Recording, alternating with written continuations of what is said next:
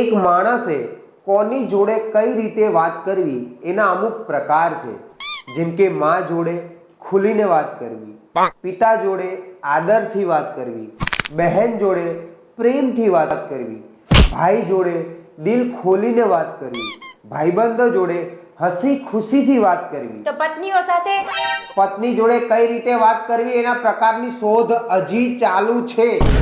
no, no, no, no. લાગતું નહીં શોધ થાય. શું આખો દિવસ સાંભળ્યા રાખો છો? અરે મોદીજીના મનની વાત સાંભળું છું. મારે તો મનની કોઈ દિવસ વાત સાંભળી નહીં. તું જે કે એને મનની વાત નહીં, મનની ભડાસ કહેવાય. વાહ મોદીજી વાહ.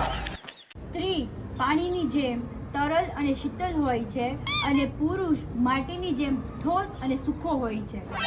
હા, અને આ બે જ્યારે ભેગા મળીને લગન કરે એટલે નકરું ગોબરે ગોબર, કીચડે કીચડ ભેગું થાય.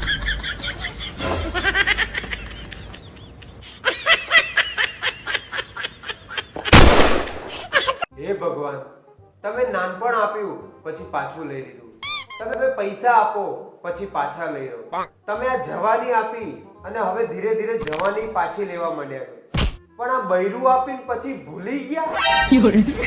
સિસ્ટમ બદલાઈ ગઈ છે. આનું કંઈક કરો. શું વિચારો છો?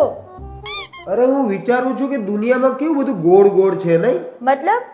અરે આમ એક છોકરાને ભાગીને લગ્ન કરવા હોય અને ભાગીને લગ્ન કરી લીધા પછી ભાગી જવું હોય. એટલે હું ખાલી આ વિચારું છું, મારે એવું કઈ નહીં બગા.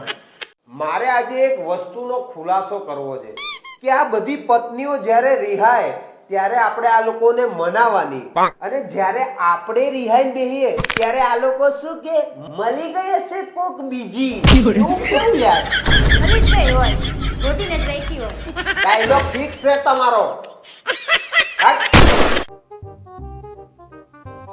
ચાલો હવે તૈયાર થાવ, લગ્નના જમણવારમાં જવું છે. અરે હા યાર, નહીં લગ્નની સીઝન ચાલુ થઈ ગઈ, પણ આમાં અમારો શું ફાયદો? લગ્નમાં દિલ વાલે દુલ્હનિયા લઈ જાયગે, દિમાગ વાળા એમની બેનપણીઓના નંબર લઈ જશે, અને અમારા જેવા પૈણેલા પુરુષો એમના બૈરા માટે કાઉન્ટરેથી તંદૂરી રોટી ને શાક ને પાપડ લાવી મૂકશે. લો ખાઓ.